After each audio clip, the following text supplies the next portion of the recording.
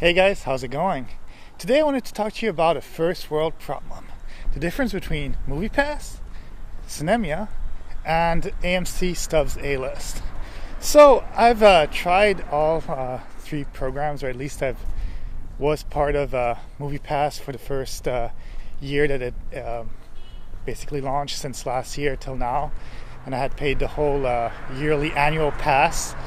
And it was great at first. I got a really good deal. I know that they changed to the $9.99 a month fee at a certain point. But when I got in, I took a yearly fee, and it was a special offer for $6.99 a month for a whole year, 12 months of unlimited movies.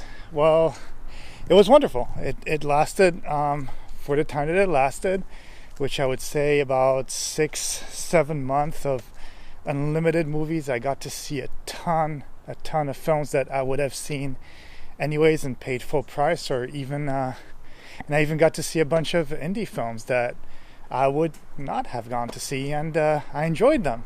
And it was a lot of fun. I got to do like a lot of last minute. I had a few hours to spare, and I was in an area where I didn't want to drive back home at a certain time.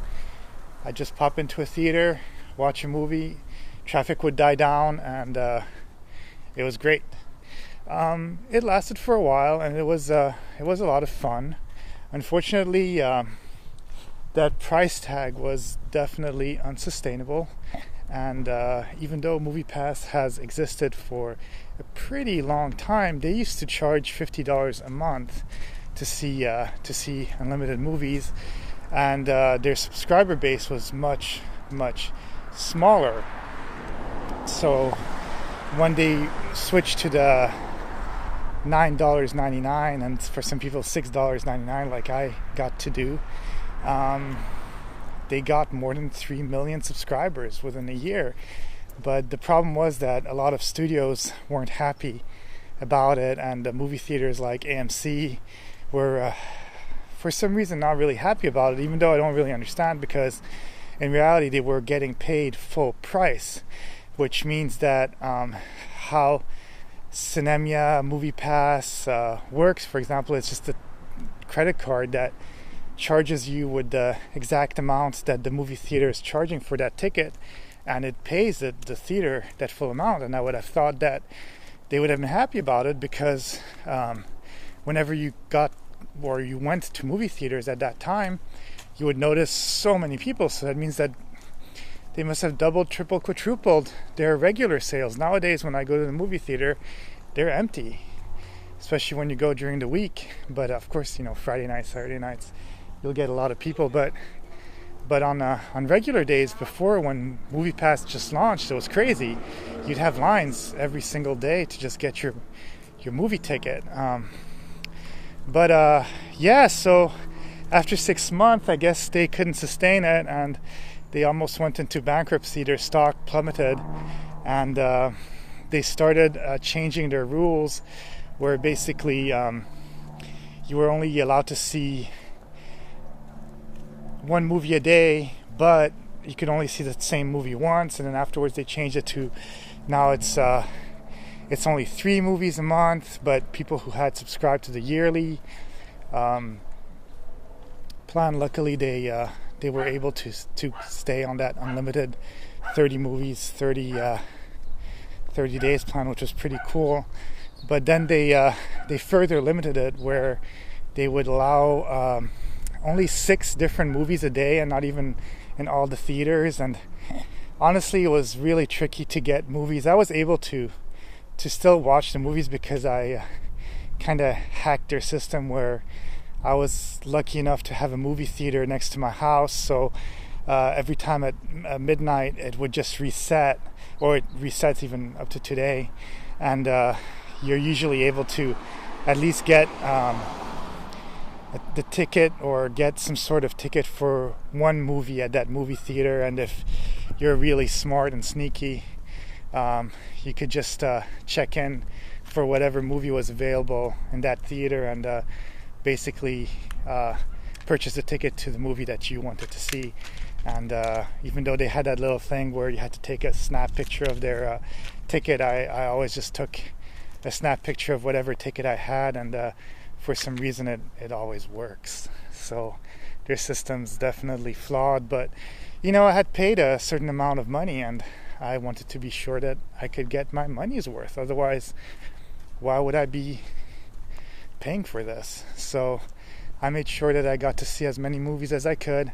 I used that little hacky system where I can just register for whatever movie at the movie theater next to my house in the AM, and then watch the movie in the evening.